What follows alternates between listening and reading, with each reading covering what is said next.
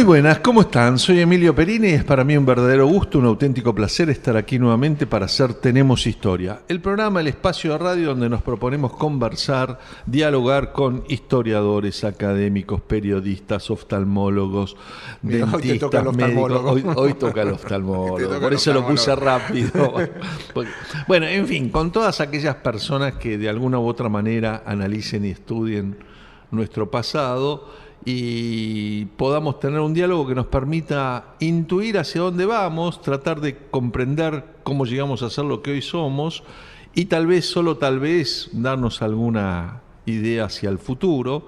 Y si no sirve para nada de eso, nos entretiene un rato y aprendemos cosas, ¿no? Sí, pero sirve siempre. Sí, lo que pasa es que es claro, yo creo que es interesante cómo uno estudia la historia. Porque si vos estudias la historia a grandes rasgos, a veces necesitas esos grandes rasgos, pero a veces necesitas entrar en detalle. Bueno, es interesante lo que Omar López Mato, mi compañero de estos años en Tenemos Historia, plantea. Hay que ir permanentemente de lo general a lo particular y de lo particular a lo general. Exactamente. ¿No? Me parece que hace falta una mirada general para comprender los contextos de cada época y después empezar a mirar detalles y después salirse de esos detalles para volver a ver la mirada ¿Qué es lo general. que esos detalles te dieron? O sea que es un estudio recurrente. Bueno, acá nos ocupamos habitualmente de este tipo de cuestiones, de las nuevas libros que aparecen, de los libros que tocan distintas épocas, siglo XIX, siglo XX, historia argentina, la historia mundial, aunque tenemos, por supuesto, una cierta preferencia o facilidad de trabajar la historia argentina. Voy a hacer todo lo parroquial y contarles cuál va a ser el tema de hoy enseguida. Pensemos recordando que nos pueden escribir al programa tenemoshistoria@gmail.com, que yo estoy en Twitter, que me pueden encontrar @Emilio Perina. Tuiteo menos desde que uno es funcionario, está como obligado a ser más prudente. Los programas están siendo grabados en video y los pueden ver en internet.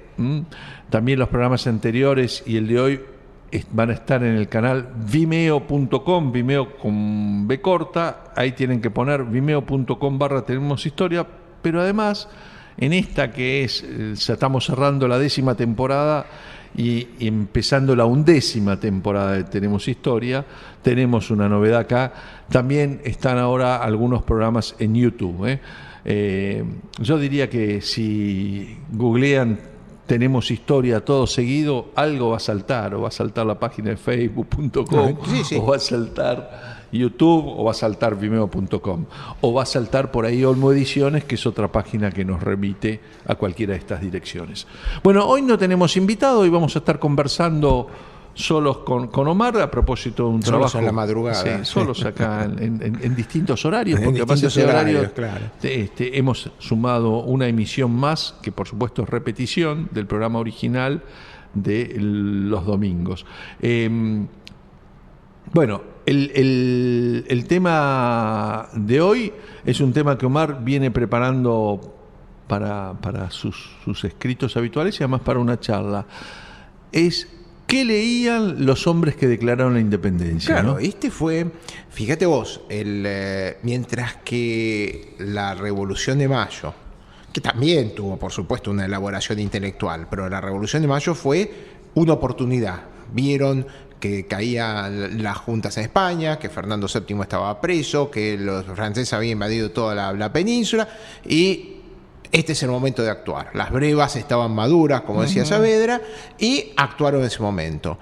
Y la gente que actuó en el proceso libertario, porque este es el único país que tiene una fecha de libertad y otra fecha de independencia. Bueno, vos sabés que yo opino que la fecha de libertad es un cuento chino, que Sí, uno nace el día que dice el documento de identidad y la partida de nacimiento, no la gestación de los padres. Pero fíjate que para los historiadores clásicos y para personajes del siglo pasado, como Alberdi, cuando hablan de independencia hablan de 1810. Bueno, porque hablan mucho del espíritu de Mayo. El espíritu de Mayo es otra historia. Pero bueno, pero vos fíjate cómo impera el espíritu de Mayo. Justamente yo creo que ahí es un poco que arranca la vehemencia morenista.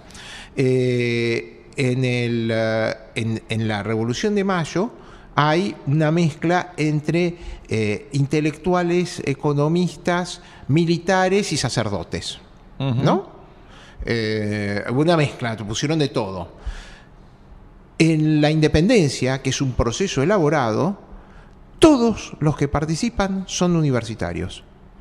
Todos los que participan, fíjate vos. Sí. Y varios tenían 2 títulos, porque, por ejemplo... Pero también hay intelectuales y eclesiásticos, ¿no? Bueno, fíjate vos, okay. de 29 congresales, 14 son... No, 16 son sacerdotes, 14 son teólogos, 19 abogados, porque hay muchos que tenían los 2 títulos, ¿no? Sanz era abogado y era teólogo. Y teólogo, y 7 tenían ambos títulos. La mayor parte, todos habían estudiado, eran todos universitarios. El único que no era universitario era Porredón, que no llegó a participar del Congreso porque lo nombran director supremo. Estamos excedidos del tiempo que le dedicamos a la apertura, pero voy a aclarar, me voy a tomar un minuto más para aclarar qué quiero decir yo con lo que planteo, en el sentido de que la verdadera independencia, la única fiesta que deberíamos conmemorar es el 9 de julio y el 25 de mayo fue una imposición de Buenos Aires y de cierto momento necesidades de la política y la historia argentina, ¿no? De la construcción histórica. Exactamente. Yo me atrevo a decir que casi ninguno de los integrantes de la primera junta, y hago la salvedad sobre 2, que son Castelli y Belgrano, tenían en mente la independencia cuando se vuelven juntistas, porque juntas hubo en España también y nadie pensó en independizarse porque había juntismo, ¿no? Ahí se desata un proceso que tiene que ver con una circunstancia, y esa circunstancia fue derivando en lo que va a ser el 9 de julio de 1816, en un proceso de 6 años. Lo que vamos a ver hoy, y que creo que hay que revisar, es quiénes eran los hombres que declararon nuestra independencia, ¿no? Que a veces están mucho más olvidados, porque resulta fácil recitar la primera junta, de tan repetida que está. Sí. Hacemos presentamos los auspicios del programa de hoy y enseguida estamos conversando con Omar López Matos sobre los hombres que declararon nuestra independencia y qué cosas leían.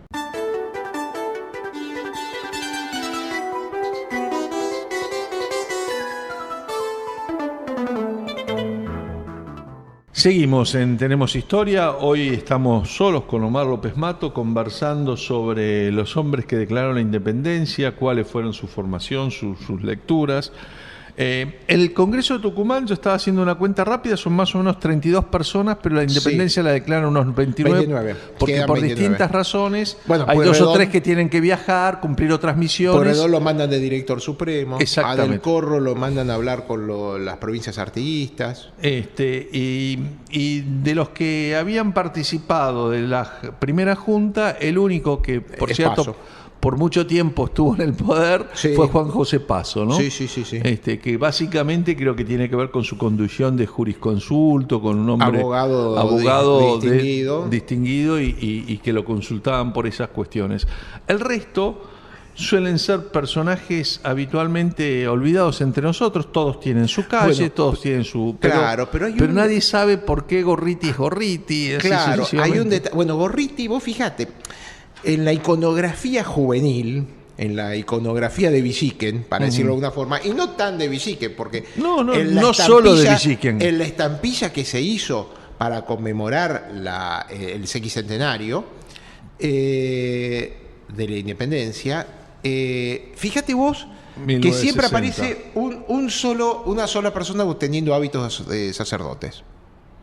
Ajá. Siempre, fíjate, vayan y busquen la iconografía que uno puede ver, porque aparte no hay dibujos de época, todo se hizo a posteriori. No hay dibujos de época. Entonces, es más, la reconstrucción de los rasgos de algunos es bastante arbitraria. Entonces, fíjate que figura 1 o 2 de acuerdo a la inspiración, y todo lo demás de levita, y algunos con uniforme. El único que tenía grado militar, los únicos 2 que tenían grado militar, uno era Pueyrredón, que ya te digo, no está en el acta de la independencia, no firma el acta de independencia, y el otro es Gorriti, pero iba porque era abogado también. Los 16 sacerdotes deben haber estado con sus hábitos, y en la iconografía no se lo junta, cosa que es muy sugestiva en un país que tuvo un relato histórico hecho por masones anticlericales la mayor parte de las veces, ¿no? Entonces, esto es una cuestión que no es por rehabilitar la iglesia ni de nada, ni tenga mucha vocación de chupacirio, pero digamos la verdad, había 16 sacerdotes. Pero en todo el proceso de la guerra de la independencia y de la emancipación, en todo ese proceso que arranca inclusive antes de la Revolución de Mayo para muchos historiadores, y yo me gusta esa escuela que piensa primero en las invasiones británicas al Río de la Plata como el comienzo de los momentos revolucionarios o del espíritu revolucionario, la iglesia estuvo dividida. Hubo sacerdotes que estaban con los realistas y sacerdotes que estaban con los juntistas. Claro, pero realmente lo que pasa es que la figura del obispo Lué era muy fuerte. Pero, ¿vos sabés la historia del obispo Lué? El obispo Lué es el que en el 22 de mayo dice, mientras que haya un español en América Latina, tiene que seguir siendo gobernado por España el país. Después de eso, Lué, que era también obispo de la banda oriental, empieza con una excusa de que se tiene que ir a Montevideo, que Montevideo estaba mandando a los españoles. Dijeron no lo dejaron salir. El obispo Lué tuvo un enfrentamiento feroz y realmente la muerte del obispo Lué en 1812 es una muerte dudosa. Después parece que el obispo Lué era un hombre de 9 mandamientos. Y el mandamiento y la gula para él no era pecado. Pero entonces parece que era bastante goloso y le hicieron una cena, que fue nuestra autóctona última cena, en donde al obispo aparentemente lo envenenaron, el veneno provisto por Zarratea, y estaba presente Sáenz, y estaba presente Funes, y estaba presente Rodríguez. Es decir, después de eso, esa noche no lo investigaron mucho, lo enterraron. Sería muy bueno que el obispo Lué está enterrado en la cripta de la catedral. Si alguien lo va a buscar, evidentemente tendríamos que encontrar, o debería encontrarse, restos de algún tipo de tóxico, porque esa noche murió. Entra sanito a la cena y a la mañana Y para ocultar el caso, a todos los sacerdotes que estuvieron en esa cena, los mandaron a distintos lugares. Para que meditaran, no sé, fueron a Luján, a Catamarca, los dispersaron por el país. Después, al tiempo, todos volvieron a tener el ejercicio de sus funciones.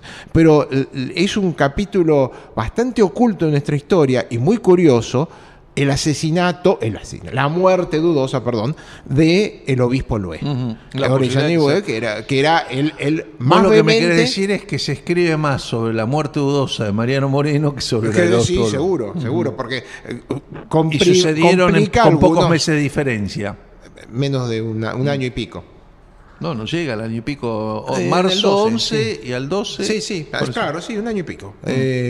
Entonces, pero la mayor parte de los que participan acá son no solamente sacerdotes, muchos de ellos tenían los 2 títulos. Y fíjate vos un detalle, como te decía, todos eran universitarios. 12 de ellos estudiaron en el Alto Perú, en Chuquisaca fundamentalmente. Perdón. La mayoría estudió, que eran como 17, estudiaron en el Alto Perú. 2 estudiaron en Córdoba y 2 estudiaron en Chile y 1 en España. ¿No? ¿En España quién? ¿Te acordás? Para el de Anfunes. El de Anfunes había estudiado en España. Volvió. Porque eso implica, en de teoría... Alcalá de Henares. Y él, el de Anfunes era de ideas muy avanzadas, a pesar de ser un sacerdote y haber estudiado en España. Él es uno de los que trae el contrato social de Rousseau. Es una de las primeras personas que lee el contrato social de Rousseau, y no sé hasta qué punto lo inspira a Moreno para que lo traduzca. Recuerden que la traducción del contrato social es una traducción parcial, porque Moreno evita toda la parte de los ataques a la iglesia. Claro. ¿No? Pero yo creo que, fíjate vos, de las bibliotecas individuales de cada uno de estos independentistas o diputados de las congresales, se conservan las listas de 2. Uno es la de Godoy Cruz, porque Godoy Cruz fue confiscado por el fraile Lao. Entonces, cuando le confiscaron todo, tomaron nota de los libros que tenía en la biblioteca. Ese es un aporte de nuestra amiga Adriana Micale, que mandó la lista. Y después hay, más o menos conservados, los libros que tenía Fray Cayetano Rodríguez. Entonces uno empieza a ver coincidencias en las lecturas. Bien, vamos a hacer aquí la primera pausa del programa de hoy en Tenemos Historia, y en el bloque siguiente seguimos conversando con Omar López Mato de los hombres que declararon nuestra independencia.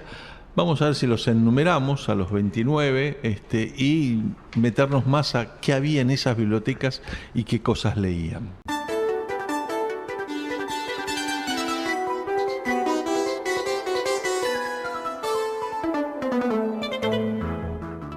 Seguimos en Tenemos Historia. El programa de hoy lo estamos haciendo solos con Omar López Mato. Yo soy Emilio Perina y el tema de hoy es los hombres que declararon nuestra independencia, qué libros tenían, qué bibliotecas tenían, pero me parece, Omar, que al abrir este bloque deberíamos recordarlos. Claro, recordarlos, porque aparte yo siempre, fíjate, en la calle en Thames, sí, en Palermo, en Palermito, sí, claro, yo decía Thames, no, porque decía, debería ser Thames, como el río. Pensaba que era por el río que atraviesa Londres. Y en realidad es por José Ignacio Thames, o Thames, nació en Tucumán, prelado, cura, que está en la firma de la independencia. Después también otro tucumano es Pedro Araoz, de la familia de Araoz de la Madrid, es decir, una familia patricia. Manuel Antonio Acevedo nació en Salta y estudió en Córdoba. También está Esteban Agustín Gascón, que era porteño, que había estudiado en el Colegio de San Carlos y después estudió en la Universidad de Charcas. O sea, Gascón y Gorriti es una esquina muy de independencia. Claro, que aparte de los dos es paralelo. Y acá José Francisco Ignacio Gorriti, porque hay un hermano de Gorriti que era sacerdote y que Avellaneda, cuando hace el primer raconto de la independencia, siendo ya presidente, se lo confunde a este Gorriti con el hermano. Bueno, y José Francisco Ignacio Gorriti, que era el único militar, como decía, pero también iba en carácter de abogado, porque él había estudiado en Chuquisaca. Que justamente, como la mayor parte estudia en Chuquisaca, tienen un trasfondo intelectual común, un trasfondo de lectura común, porque también había estudiado en Chuquisaca Moreno. El otro que tenemos que recordar es Pedro León Gallo, que es de santiagueño, sacerdote y santiagueño. Tomás Godoy Cruz, que es mendocino, este es uno de los pocos que estudió en Chile, abogado también, amigo de San Martín, el que insta a la independencia apoyando la moción sanmartiniana. Antonio Sáenz, que nació en Buenos Aires, sacerdote, prelado, doctor en teología, doctor en abogacía, y que sería el primer presidente, el primer rector de la Universidad de Buenos Aires. Y que no estuvo preso por un pelito, porque después del 19, muchos de ellos fueron presos. Después del 19, la fallida Constitución del 19, la anarquía del año 20, etcétera, muchos de estos fueron presos. Constitución del 19 que también es dictada por el mismo Congreso de Tucumán que se traslada a Buenos Aires y que ya tiene una constitución unitaria y monarquista. Claro, es decir, porque la orden o el mandato que tenía el Congreso era declarar independencia y establecer forma de gobierno, o al revés, establecer forma del gobierno y después declarar independencia. Pero... Sí, lo que pasa es que la mayor parte de ellos eran monárquicos. Bueno, por eso la Constitución tiene que ser unitaria. También, la monarquía solo puede tener Constitución prácticamente. Claro. Bueno, después viene Fray Cayetano Rodríguez, que era oriundo de San Pedro, provincia de Buenos Aires, que también fue, recordemos, que Cayetano Rodríguez fue justamente uno de los... El que funda la Biblioteca Nacional es Moreno, pero el que se le encomienda que la maneje es a Fray Cayetano Rodríguez, que también tenía aires de poeta. Él es uno de los que redacta una de las primeras marchas patrióticas. Está esa famosa episodio que nos relatan en los colegios de que cuando escucha la letra del himno nacional por Vicente Fidel López, él rompe sus versos, la marcha patriótica. Después está Teodoro Sánchez de Bustamante, que nació en Jujuy, también abogado en Chuquisaca. Serrano José, nacido en Chuquisaca, ¿no? Un abogado distinguido. Este es el abogado que a instancias de él es que se pide modificar el acta del 9 de julio para introducir la corrección de que no solamente éramos independientes de España, sino de cualquier otra potencia extranjera, porque en ese momento se corría el grave riesgo de ser invadido por Portugal, por Brasil, cosa que realmente acontece pocos días más tarde, pero invade la banda oriental. Esto me permite dos cuestiones. Una, que siempre digo que en la Argentina no hay tiempo para hacer las cosas bien porque hay que estar apurado, pero siempre se las hace dos veces. La declaración de la independencia también se hizo dos veces. Se hizo dos veces, sí, absolutamente. Se hizo, creo que 7 días después o 8 días después en una sesión secreta. Creo que fue el 16, por ahí. Se agregó esta cuestión. Y la segunda, Pueyrredón, que aparte, había sido... Aparte hay un pequeño detalle, perdón, histórico, tecnicismos. La PRIDA, siempre decimos el acta de la independencia, el que preside el Congreso es la PRIDA, pero en la segunda acta de independencia, que es la que vale, no es de Loria, no está la PRIDA, es de Loria. Otra estación de subte, otra calle que uno puede identificar por qué ese nombre.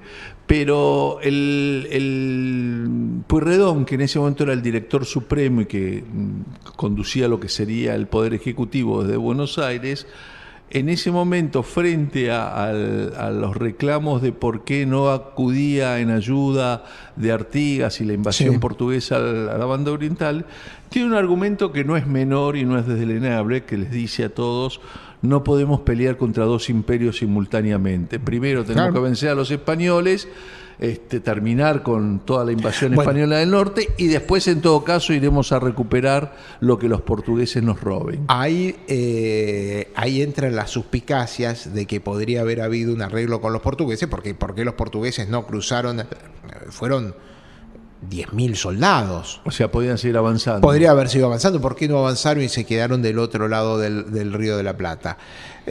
Igual ya estamos no avanzan porque ya estamos después cercanos al Congreso de Viena y ya está la restauración de Fernando, y tampoco van a entrar en guerra con Fernando. Yo creo que eso tiene una explicación. Yo creo que ellos podrían haberlo invadido en nombre de Fernando. Acordate que la hermana era la reina de Portugal. Es otra historia. Esa podría haber sido, ¿viste? Hay todo un manejo secreto, ya te digo. La hermana de la princesa Carlota. La princesa Carlota, reina Carlota después. Nosotros tenemos una percepción de nuestra historia. Es muy interesante ver la percepción que tienen los uruguayos de la historia. Ellos a la figura de Pueyrredón lo denostan porque dicen realmente iba en contra. Porque se sienten abandonados con Pueyrredón. Pero ahora Pueyrredón tiene un argumento muy sólido para abandonarlos. Pero te tengo que dar otro argumento contradictorio de eso. Después de Chacabuco, San Martín viene a Buenos Aires. Viene a pedir plata. Pueyrredón le concede que le va a dar 500.000 pesos. San Martín vuelve contento a Chile pensando, tengo plata para seguir haciendo la campaña. Esa plata se la destinó a luchar contra Artigas. ¿Ok? O sea que es un tema, ya te digo, es muy interesante tener los historiadores uruguayos a mano, porque los historiadores uruguayos tienen otra percepción completamente, no distinta, pero con muchos matices muy interesantes de diferencia con la acá. Bueno, pero hablamos de Serrano, y ahora vamos a ver un personaje, Fray Justo Santamaría de Oro, que está relacionado que era pariente de Sarmiento, ¿no? sanjuanino, y que tiene una historia muy particular después, porque lo destierran a Chile años más tarde.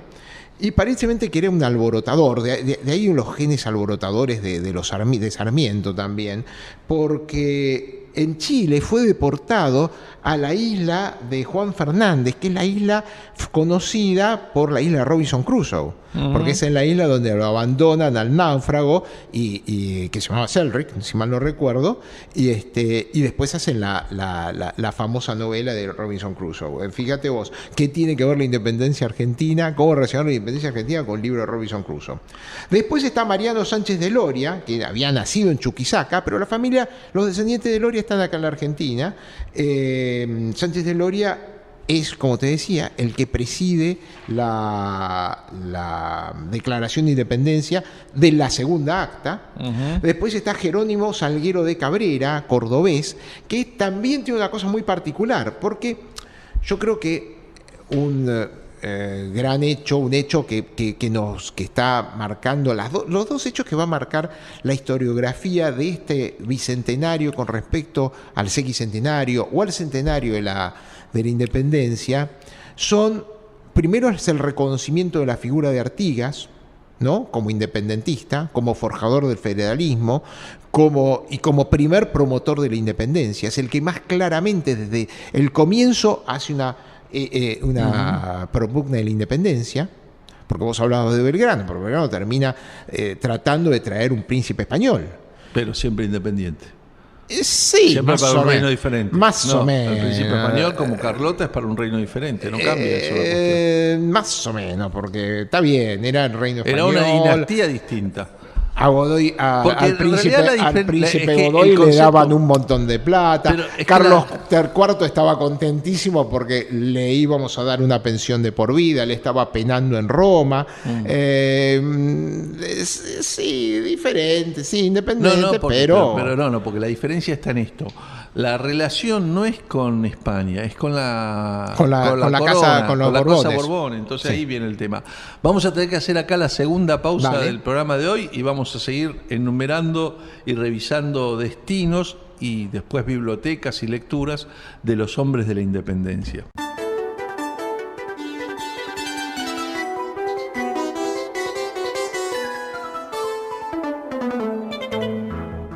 Seguimos en Tenemos Historia. Les recuerdo que nos pueden escribir a programa tenemoshistoria@gmail.com, que me pueden encontrar en Twitter, @EmilioPerina, que los programas están siendo grabados en video y que los pueden ver en internet. Los programas anteriores y el de hoy están en el canal vimeo.com. La novedad, además de que pueden poner video.com/tenemoshistoria, Vimeo con B corta. La novedad es que además esta temporada también empiezan a estar en YouTube los programas, así que bueno, lo pueden también buscar a través de Facebook. Yo creo que googleando Tenemos Historia van a aparecer algún lado aparecen el nuevo verbo googlear. Sí. Van a aparecer estos programas. Omar, nos quedamos en Cabrera, en Jerónimo Salguera de Cabrera, que era cordobés, y este tiene una particularidad. Está en los dos movimientos independentistas. Está en el Congreso Artiguista de 1815 y está en el Congreso del 16. Porque recordemos claramente que ninguna de las provincias mesopotámicas se adhiere al acta del 16. Córdoba sí. Perdón. Córdoba está en los dos. Y justamente Cabrera es el que va a los dos. Lo que no está es la banda oriental, Corrientes, Misiones y Entre Ríos. Sí, y Santa Fe. Santa Fe. No, un detalle menor. Es decir, literalmente, bueno, eso lo hemos visto. El protectorado era la mitad del país que conocemos. Porque, aparte, todas las provincias, fíjate vos que he hablado de dos bolivianos, por ejemplo, Serrano, nacido en Alto Perú, su carrera terminó siendo presidente de la Corte Suprema de Bolivia. El extravío, para decirlo de alguna forma, de las provincias del Alto Perú tiene una implicancia importante. Es decir, también, bueno, recordemos que justamente por eso el Acta de la Independencia, y el que la traduce justamente Serrano, está en quechua y en aymara también, porque Serrano hablaba las otras dos lenguas. Bueno, aprovechemos para decir que el acta original se perdió aparentemente durante el gobierno de Rosas, y lo que hay son copias manuscritas de la época, ¿no? Sí, exacto, impresas, también, porque en realidad la historia es que Rosas, o el gobierno de Rosas, manda el acta a Hipólito Baclé, que era un litografista, un francés, en realidad ginebrino, que trabajó con Buenos Aires y que aparte tuvo después un resonado problema internacional, lo pusieron preso y después murió. Las indemnizaciones por la intervención francesa se deben a la muerte de Baclé, y después de Baclé, el acta esa nadie sabe dónde está. Y aparte, claro, vamos a repetir, hay dos actas, la del 9 y la del 16. Bueno, entonces tenemos con Cabrera, que terminó, que está en los dos congresos, que tiene a lo largo del Congreso de Tucumán, tiene un enfrentamiento con Darregueira, no llegaron a las manos o al duelo porque, bueno, calmaron los ánimos. Pedro Ignacio Rivera, que también había nacido en Bolivia. Eduardo Pérez Bulnes, que era cordobés, ¿no? Una familia que se dedicaba a la esclavitud, tenían tráfico de esclavos, pero eso, es decir, hoy lo vemos mal, pero en ese momento era un negocio como cualquier otro. Y recordemos que Buenos Aires fue el puerto esclavista por excelencia de América Latina. Después viene José Severo Malavia, también nacido en Chuquisaca. Juan Agustín Massa, nacido en Mendoza, que ahora nuestra amiga Adriana Micaele está haciendo una biografía de Massa. Creo que la publicamos, sí, una biografía de Massa, va a salir ahora. José Antonio Cabrera, también cordobés. José Eusebio Colombres, que era tucumano y que es uno de los fundadores, o uno de los promotores de la industria del azúcar en Tucumán. Viene José de Regueira, que había nacido en Lima, pero vivió desde muy chico en Buenos Aires. Pedro Ignacio Castro Barros, que era oriundo de La Rioja. Pedro Francisco de Uriarte, que era santiagueño. Juan José Paso, que es el que ya nombramos, que está participando activamente de todos los gobiernos patrios desde 1810 hasta 1816. Pedro Medrano, que había nacido en la isla Gorriti, en Maldonado, actualmente Uruguay. Tomás de Anchorena, que famoso comerciante, uno de los hombres más ricos de la Argentina, pero va como abogado. Él va como abogado, el primo de Rosas. Hay una curiosidad que mientras te escucho dar los nombres me surge para hablar con algún historiador de la ciudad de Buenos Aires, ¿no? Porque la mayoría son calles de Palermo o de Almagro, sí. Y no del centro. No. Esto ¿será porque la ciudad de Buenos Aires siempre quiere destacar la Revolución de Mayo como formadora y mandó a la periferia a los hombres que declararon la independencia? Hay algo de eso. ¿Será por eso? Hay algo de eso. Bueno, vos ves que aparte la mayor parte de estas figuras son olvidadas, medio desconocidas, olvidadas. Entonces, bueno, se le dio justamente cuando en el 16 estaba haciendo el barrio de Almagro en esa época, principio del siglo XX. Y Palermo también era un suburbio. Palermo era un suburbio de cuchilleros, como diría Borges, con el gran Juan B. Justo, que era el Arroyo Maldonado. Al final la Fundación Mítica de Buenos Aires tiene razón, se fundó ahí la Argentina.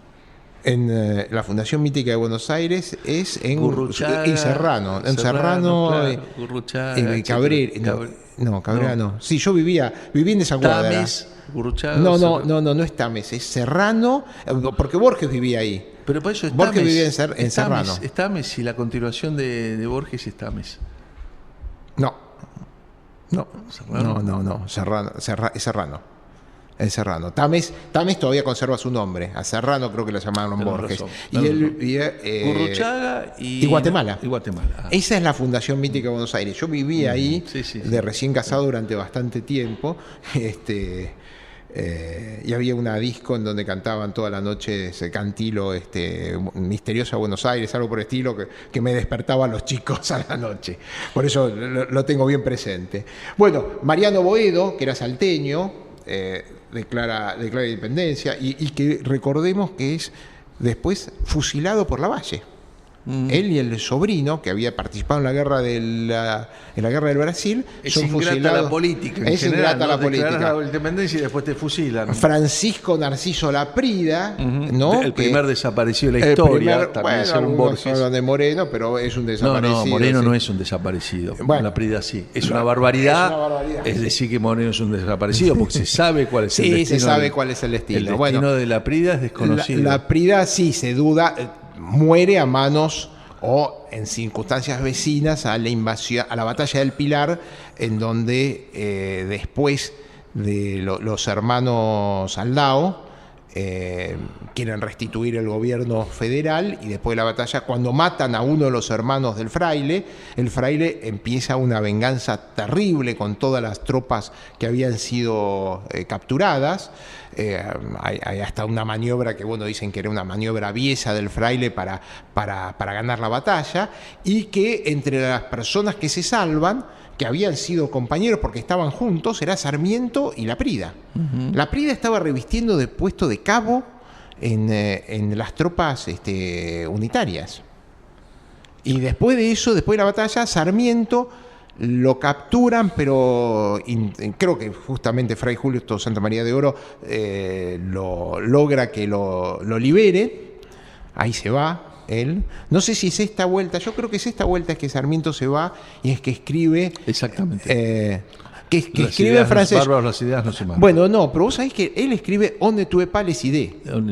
Sí, Bárbaros es un agregado. Es un agregado histórico que a uno posterior. A uno le sale porque, claro. Claro, pero eso es la construcción histórica, ¿no? No se matan las ideas. Entonces, Bueno, a Laprida evidentemente lo mataron y no se dejó constancia de dónde lo enterraron. Dicen que lo enterraron y es el vivo primer también. desaparecida de la historia. Dicen que lo enterraron vivo.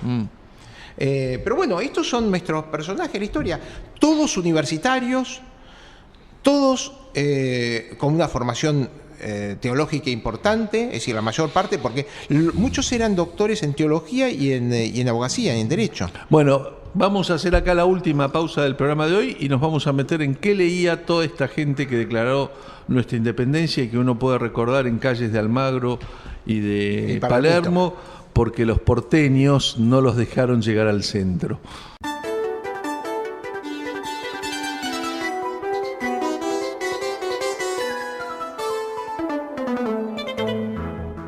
Seguimos en Tenemos Historia, estamos recordando con Omar López Mato a los hombres que declararon nuestra independencia, esas 29 personas, el Congreso tenía 32, pero 3 estaban cumpliendo funciones en otro lado, olvidadas o ninguneadas habitualmente por la historia, tapadas y enviadas a las periferias, como digo yo, al barrio de Palermo, al barrio de Almagro, pero fuera del centro. Sí.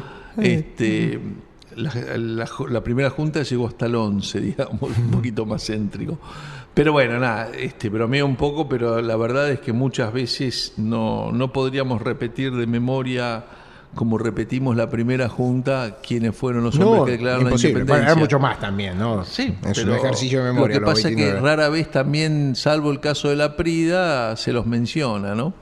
Sí, y más que nada por una cuestión literaria, Laprida, ¿no? Es decir, lo rescatado por Borges. Exactamente, que lo hizo inmortal.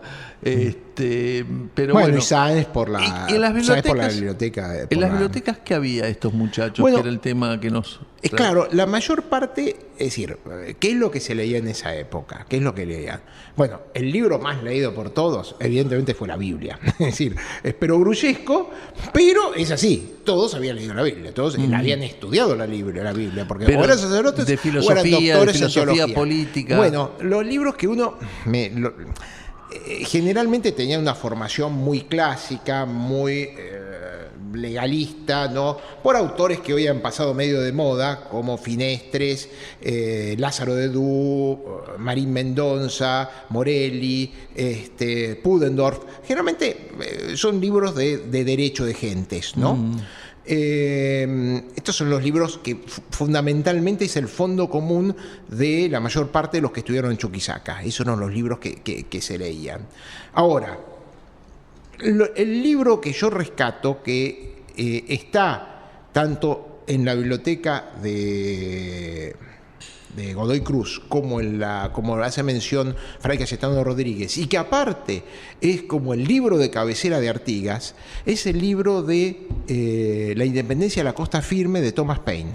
Ajá.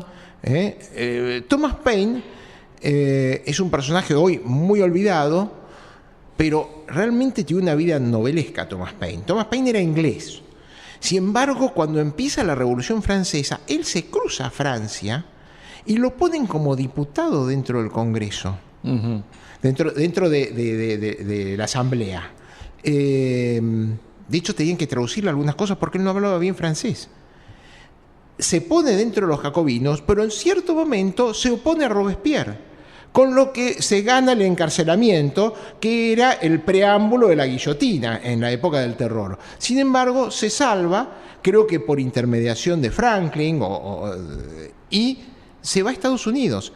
En Estados Unidos, el libro, por ejemplo, él es muy conocido para la literatura americana o inglesa, un libro que se llama Sentido Común, Common Sense. Ese libro se llegaron a editar 500.000 ejemplares de esa época, porque Franklin quería que fuera de lectura obligatoria para sus soldados. El libro se consigue, Common Sense se sigue publicando.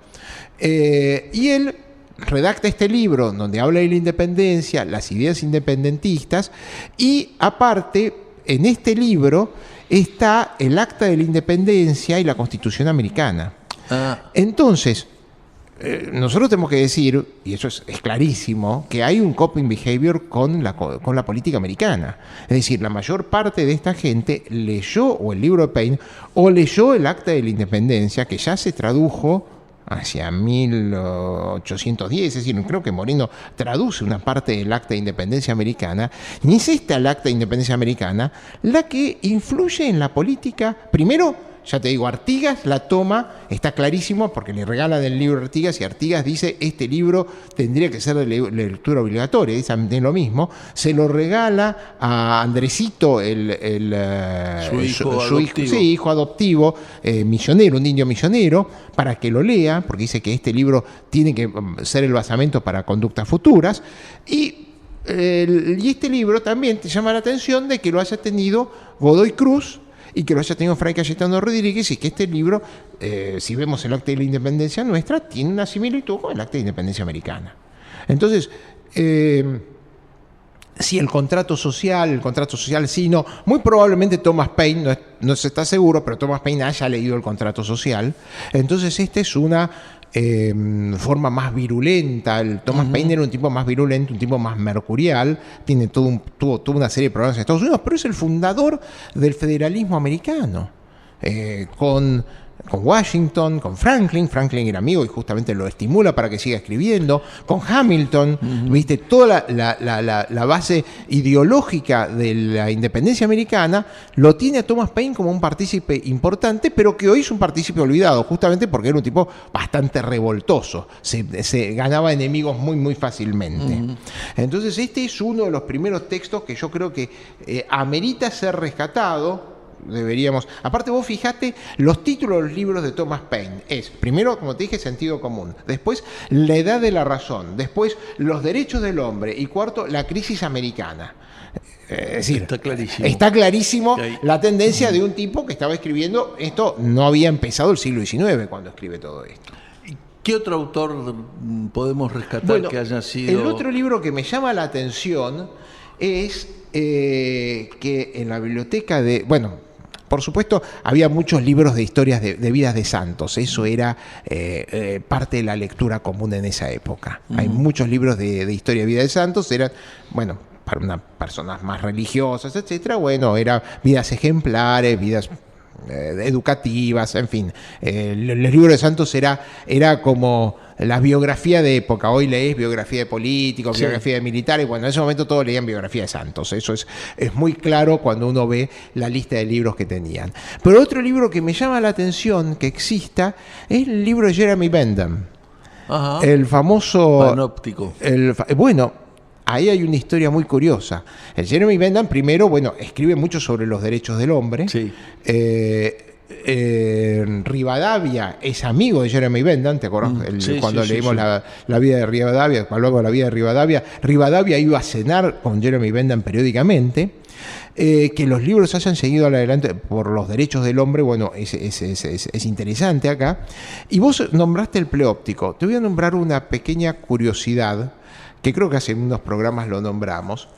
Pero la primera cárcel que se construye con sistema pleóptico en la Argentina se construye en Mendoza, justamente donde está donde Godoy Cruz pesca este libro, es decir, tenía este libro. Y la primera cárcel se construye con plata de la familia Godoy Cruz para liberar a la esposa de Godoy Cruz, una vez que había estado muerta, por mandar a asesinar a su yerno, que era el hermano de Delmiro Mayer, médico. Claro, ahí lo habíamos mencionado. Lo habíamos mencionado. Pero vos fijate que la primera, justamente para liberar la Luz Sosa de Godoy Cruz, le exigieron que... no le exigieron, sino que ella ofreció para que la liberaran, dio plata, y con eso se dice la primer penitenciaría que tiene un sistema pleóptico como proponía Jeremy Bentham en las demás cárceles que en Estados Unidos ahí se construyeron varias. Yo podríamos hablar mucho tiempo más, pero me parece que estos dos son los libros, una serie de los libros más destacados que leyeron nuestros predecesores. Y algún día vamos a tener que hablar del libro que no leyeron, ¿no? ¿Cuál Porque es el que no nosotros, leyeron? El cementerio de la Madeleine, el libro que después atribuyen, Bueno, que claro. después atribuyen que es Eso es el plan de operaciones. el plan de operaciones de Moreno. De ahí sale el plan de operaciones de Moreno, como ya lo vimos en otro programa. Omar, nos quedamos sin tiempo hoy. Si te parece, volveremos a tocar el año de este año, porque, bueno, no parece haber una conciencia clara en la sociedad que la Argentina está cumpliendo 200 años, No. nuestro país. Y En que un momento muy especial del país. En un momento muy especial, y que una de las formas de conmemorarlo y de festejarlo es recordar a los hombres que declararon nuestra independencia, sus lecturas, sus vidas y cómo fue ese difícil proceso. La semana que viene nos reencontramos otra vez aquí en Tenemos Historia, ¿te parece, Omar? Dale, vamos a estar acá. Los vamos a estar esperando. Chao, hasta la semana próxima.